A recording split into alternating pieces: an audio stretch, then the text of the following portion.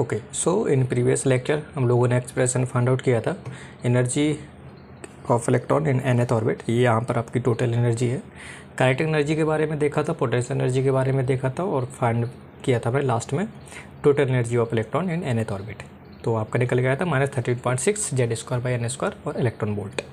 और यहाँ पे माइनस साइन मैंने बताया था कि जो आपका इलेक्ट्रॉन है वो आपका न्यूक्लियस के साथ बाउंड है, तो ये माइनस साइन है। तो माइनस साइन का सिग्निफिकेंस भी आपको मालूम होना चाहिए। Now in this video we will cover different types of terminology like ionisation state, ionisation energy और डिफरेंट स्टेट में एनर्जी डिफरेंट होती है, उन स्टेट का नाम। तो वो चीज़ हम लोग रफली देख लेते हैं। ओके, सो अगर मैं इस एनर्जी के एक्सप्रेशन से फॉर हाइड्रोजन एटम की बात करूं तो हाइड्रोजन एटम के लिए Z आपका 1 है। अगर Z 1 है तो आपका एनर्जी निकल के आती है -13.6 डिवाइडेड बाई n²। यहाँ पे n की वैल्यू मैं पुट करता हूँ तो मेरे पास डिफरेंट स्टेट के लिए करस्पॉन्डिंग एनर्जी मेरे को मिल जाती है। लाइक n=1 के लिए आपका हो जाएगा -13.6, n=2 पुट करूँगा तो यहाँ पे -13.4 आएगा। सिमिलरली फॉर और अगर मैं यहीं पे n=∞ पुट करता हूँ तो आपकी एनर्जी की वैल्यू निकल के आती है 0। सो यहाँ पर हम लोग जानते हैं, जब प्रीवियस क्लास में पढ़ा होगा, नहीं पढ़ा तो देख लेते हैं कि जो सबसे लोअर एनर्जी स्टेट होगी उसको बोलते हैं हम लोग ground state. After that first state, इसके बाद second excited state and so on. और जो आपका n करस्पॉन्डिंग टू इन्फिनिटी है वो आपका कहलाती है आयोनाइज्ड स्टेट। सो ऐसी स्टेट जहाँ पर आपकी टोटल एनर्जी जो है 0 मिलती है आपकी, उस स्टेट को हम लोग बोलते हैं आयोनाइज्ड स्टेट। और वहाँ पर जो एनर्जी होती है वो कितनी होती है? 0 इलेक्ट्रॉन वोल्ट। सो अगर मैं यहाँ पर एनर्जी लेवल्स डायग्राम की बात करूँ हाइड्रोजन एटम के लिए, तो आप लोग यहाँ से देख सकते हो कि n=1 के लिए, जिसको हम लोग ग्राउंड स्टेट के नाम से जानेंगे, उसकी एनर्जी होगी आपकी E1 -13.6 इलेक्ट्रॉन वोल्ट। अगर कोई इलेक्ट्रॉन आपका फर्स्ट एक्साइटेड स्टेट में है तो उसके करस्पॉन्डिंग जो एनर्जी मिलेगी आपकी -3.4 and so on. And at the end जब आपका n=∞ है, इस स्टेट को हम लोग बोलते हैं आयोनाइज्ड स्टेट और एनर्जी होती है 0 इलेक्ट्रॉन वोल्ट। आयोनाइज्ड स्टेट का मतलब ये है कि आपका जो इलेक्ट्रॉन है वो आपका न्यूक्लियस से जिस बाउंड स्टेट पे था अब वो फ्रीली मूव कर रहा है। तो यहाँ पर जो एटम है वो आपका किस में कन्वर्ट हो जाता है? आयन्स में कन्वर्ट हो जाता है। तो इसलिए बोलते हैं इसको आयोनाइज्ड स्टेट। तो आयोनाइज्ड स्टेट के बारे में बात कर लिए हम लोग, ground state, first excited state, ये सारी चीज़ें आपको पता होनी चाहिए। तो ये तो हो गया हाइड्रोजन एटम की बात। अगर मैं ऐसे ही बात करूँ हाइड्रोजन लाइक एटम, जैसे कि हीलियम आयन के लिए Z=2 पुट करेंगे तो यहाँ पर जनरल एक्सप्रेशन निकल के आता है फॉर हीलियम एटम, वो निकल के आता है -54.4 divided by n²। Got it? So यहाँ पे हम लोग डिफरेंट स्टेट के करस्पॉन्डिंग आपकी एनर्जी भी यहाँ पे हम लोग फाइंड आउट कर सकते हैं। और यहाँ पर हम लोग वैसे ही ग्राउंड स्टेट और आयोनाइज्ड स्टेट के बारे में भी बात कर सकते हैं। जैसे फॉर n=1 के लिए जो आपकी ग्राउंड स्टेट की एनर्जी आएगी वो आएगी -54.4 और एट इन्फिनिटी जिसको हम लोग आयोनाइज्ड स्टेट बोलते हैं तो वहाँ पे आएगी आपकी 0 इलेक्ट्रॉन वोल्ट।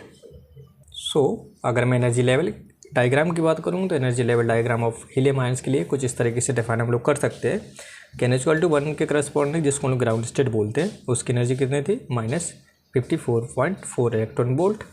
फर्स्ट एक्साइटेड की energy E2 -13.6 and so on. And after that at the infinity जो आपकी आयोनाइज्ड स्टेट है इसके करस्पॉन्डिंग जो एनर्जी है वो आपकी क्या है? 0 इलेक्ट्रॉन वोल्ट। अब ये आयोनाइज्ड स्टेट है, इसको क्या बोलते हैं कि जब आपका जो एटम से इलेक्ट्रॉन फ्रीली मूव करने लगे तो हमारे पास हीलियम आयन था, इससे जो आपका फाइनल इलेक्ट्रॉन बचा था उसको हम लोग रिमूव कर चुके हैं, तो आपका ये कन्वर्ट हो जाएगा He+2 आयन्स में।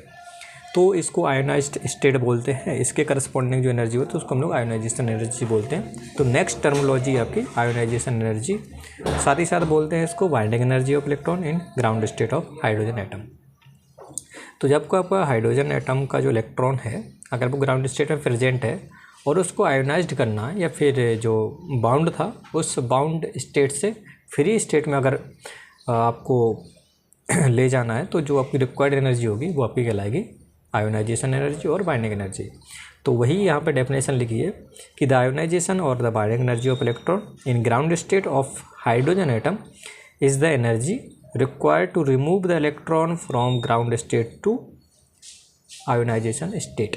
या फिर n=1 से लेकर n=∞ तक अगर उसको रिमूव करना है आपको 1 से डायरेक्ट इन्फिनिटी पर, तो जो रिक्वायर्ड एनर्जी होगी वो आपकी कहलाएगी आयोनाइजेशन एनर्जी और या फिर बाइंडिंग एनर्जी ऑफ इलेक्ट्रॉन। सो यहाँ से हम लोग निकाल लेते हैं आयोनाइजेशन एनर्जी का वैल्यू, तो वो आपका कुछ इस तरीके से निकल के आ जाएगा कि corresponding to infinity corresponding to 1 जो आपकी एनर्जी डिफरेंस होगा वो आपका आयोनाइजेशन एनर्जी कहलाएगी। तो यहाँ पे आप लोग देख सकते हो कि प्लस 13.6 इलेक्ट्रॉन वोल्ट निकल के आते हैं। Got it. सो सिमिलरली हम लोग हाइड्रोजन की बात कर चुके, तो हीलियम आयंस की भी बात कर सकते हैं।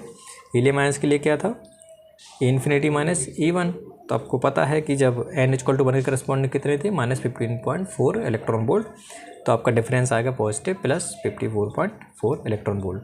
प्लस साइन का मतलब ये कि आपको बाहर से एनर्जी सप्लाई करनी पड़ेगी इतनी एनर्जी, तभी जाके वो इलेक्ट्रॉन फ्रीली मूव कर सकता है या फिर बाउंड स्टेट से आपका आयोनाइजेशन स्टेट में पहुंच सकता है।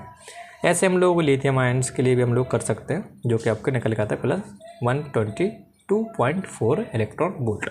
तो ये तो सिंपल सी टर्मोलॉजी है आयोनाइजेशन एनर्जी या फिर binding energy of electron in ground state. अब यहाँ पे एक नया कॉन्सेप्ट निकल के आता है जिसको हम लोग टर्म वैल्यू कहते हैं। टर्म वैल्यू का जो मैथमेटिकल एक्सप्रेशन है कुछ इस तरीके से डिफाइन होता है कि आपकी जो टर्म वैल्यू है, यहाँ पे Tn मतलब टर्म वैल्यू है, नॉट काइनेटिक एनर्जी। जो टर्म वैल्यू है वो आपका है -En/hc। h आपका प्लांक कांस्टेंट, c आपका वेलोसिटी ऑफ लाइट। तो यहाँ से जब मैं En का एक्सप्रेशन पुट करता हूँ यहाँ पर, तो आपका जो फाइनल एक्सप्रेशन निकल के आता है वो निकल के आता है Tn term value equal to R infinity Z²/n²। अब यहाँ पर R इन्फिनिटी का मतलब ये है आपका me⁴ डिवाइडेड बाई h³ε²c, जिसको हम लोग बोलते हैं रिडबर कांस्टेंट। तो यहाँ पर टर्म वैल्यू की वैल्यू आपको याद रखनी है। टर्म वैल्यू क्या होती है, रिडबर कांस्टेंट Z²/n², या फिर कह सकते हो कि जो आपकी इनवर्सली प्रोपोर्शनल टू n² की होती है टर्म वैल्यू। सो यहाँ से जो आपका कांस्टेंट की वैल्यू आपको निकालनी है, तो यहाँ पर आप लोग इलेक्ट्रॉन का मास, इलेक्ट्रॉन का चार्ज, सिमिलरली प्लांक कांस्टेंट की वैल्यू, एप्सिलॉन की वैल्यू और साथ ही साथ लाइट की जो स्पीड की वैल्यू यहाँ पुट करोगे, तो आपके पास रिडबर कांस्टेंट की वैल्यू निकल के आएगी 1.097372 10⁻⁷ मीटर इनवर्स। तो टर्म वैल्यू का जो एक्सप्रेशन है वो आपको मैथमेटिकली ऐसे याद रखना है आपको, ठीक है। अब यहाँ से एक क्वेश्चन उठ के आता है कि why do we need of term value. Got it. अब टर्म वैल्यू का मतलब क्या है कि आप लोग यहाँ से देख सकते हैं कि मान के चलो आपके पास कोई एक इनिशियल स्टेट पे इलेक्ट्रॉन है और यहाँ पे फाइनल स्टेट में अगर वो इलेक्ट्रॉन जाता है एक फोटोन रिलीज करके, तो इस फोटोन की जो वेव नंबर या फिर वेव लेंथ के बारे में बात करूँ तो वो कुछ इस तरीके से डिफाइन होती है 1/Tn इक्वल टू हो जाएगा आपका वेव नंबर। क्यों? क्योंकि आपको जो रिडबर कांस्टेंट है आपका वो एक वेव नंबर की यूनिट है। तो 1/λ इक्वल टू हो जाएगा Tnf माइनस Tni, मतलब term value of final state minus term value of initial state. So यहाँ से अगर मैं 1/λ की वैल्यू फाइंड आउट करना चाहूँ तो कुछ इस तरीके से हम लोग डायरेक्ट निकाल सकते हैं। कैसे कि जो आपका 1/λ होगा वो निकल के आएगा ये आप लोग जानते हो कि जो फोटोन की एनर्जी होगी वो होगी आपकी इन दोनों स्टेट की एनर्जी का डिफरेंस। तो En minus EF equal to h nu, और यहाँ से हम लोग वैल्यू निकालते हैं 1/λ की, तो वो निकल के आती है लाइक दिस। तो फाइनल एक्सप्रेशन हम लोग याद रख सकते हैं कि 1/λ equal to term value of final state minus term value of initial state. Got it. So ये तो हो गया wave number of for photon. लेकिन हम जब इलेक्ट्रॉन की बात करते हैं तो इलेक्ट्रॉन की जब बात करते हैं तो हम लोग क्या डिफाइन करते हैं, टर्म वैल्यू, नॉट लैम्डा के बारे में बात नहीं करते, ना ही वेव नंबर के बारे में बात करते हैं। वहाँ पर हम लोग बात करते हैं टर्म वैल्यू के रिगार्डिंग। तो यहाँ पर जब हम लोग इलेक्ट्रॉन के बारे में सारी चीज़ें डिस्कस कर रहे हैं तो हम लोग बात करेंगे टर्म वैल्यू। टर्म वैल्यू की वजह से हम लोग बता सकते हैं कि इलेक्ट्रॉन कौन सी स्टेट में लाई करेगा, कितनी एनर्जी होगी उसकी और कितनी एनर्जी का फोटोन निकलेगा। Got it. और यहाँ से अगर मैं, जो कि आपको कई सारी बुक्स में मिल जाएगा कि the difference between the energy level and the relative energy जो होती है उन एनर्जी स्टेट का या फिर लेवल्स का जो डिफरेंस होगा वही टर्म वैल्यू बोलते हैं। तो यहाँ पर अगर मैं with respect to ground state में निकालूँ तो En माइनस E0 आपकी क्या कहलाएगी, टर्म वैल्यू कहलाएगी। तो ये डिफरेंट आपको बुक्स में डेफिनेशन मिल सकती है, बट आपको लॉजिकली याद क्या रखना है कि आपका जो टर्म वैल्यू है वो आपका कुछ इस तरीके से डिफाइन होती है R infinity Z²/n²। Got it. तो ये इलेक्ट्रॉन के केस में है। अगर फोटोन की बात करेंगे तो फोटोन के बारे में हमको सिंपल सा रिलेशन मालूम होता है, लैम्डा के बारे में हम लोग निकाल सकते हैं। बट जब इलेक्ट्रॉन की बात करेंगे तो वहाँ पर बात करेंगे टर्म वैल्यू की।